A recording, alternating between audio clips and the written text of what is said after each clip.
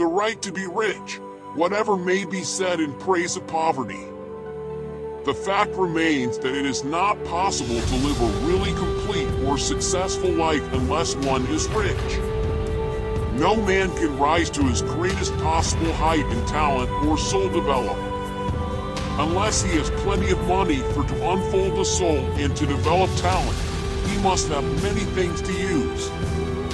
And he cannot have these things unless he has money to buy them. With a man develops in mind, soul, and body by making use of things, and society is so organized that man must have money in order to become the possessor of things. Therefore, the basis of all advancement for men must be the science of getting. The object of all life is development, and everything that lives has an inalienable right to all the development it is capable of. Attaining man's right to life means his right to have the free and unrestricted use of all the things which may be necessary to his fullest mental, spiritual, and physical unfoldment, or in other words, his right to be rich. In this book, I shall not speak of riches in a figurative way. To be really rich does not mean to be satisfied or contented with a. No man ought to be satisfied with a little if he's capable of using and enjoying more. The purpose of nature is advancement and unfoldment of life, and every man should have all that can contribute to the power, elegance, beauty, and richness of life. To be content with less is sinful.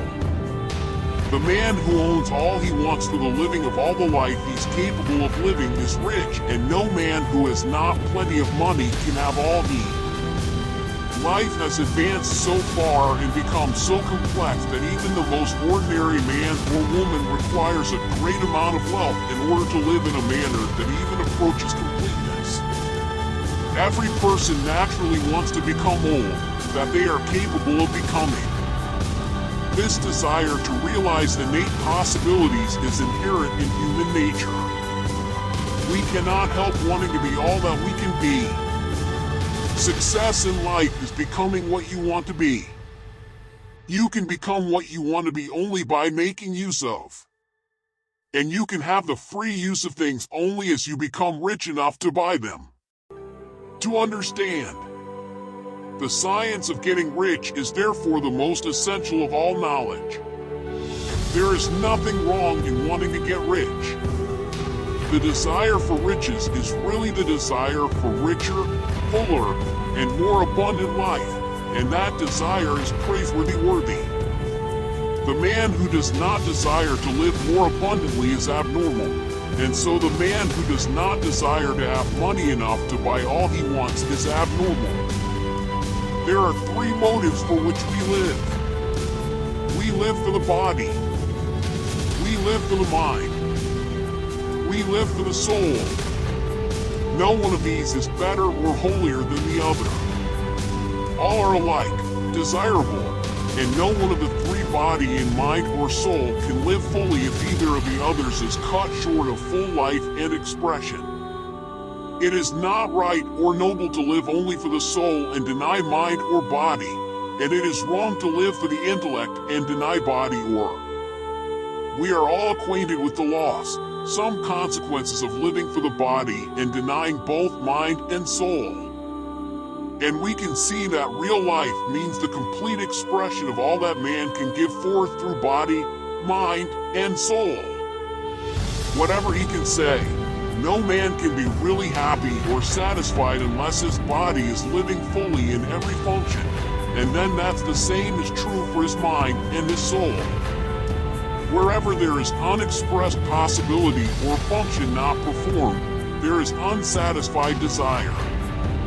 Desire is possibility seeking expression or function seeking performance.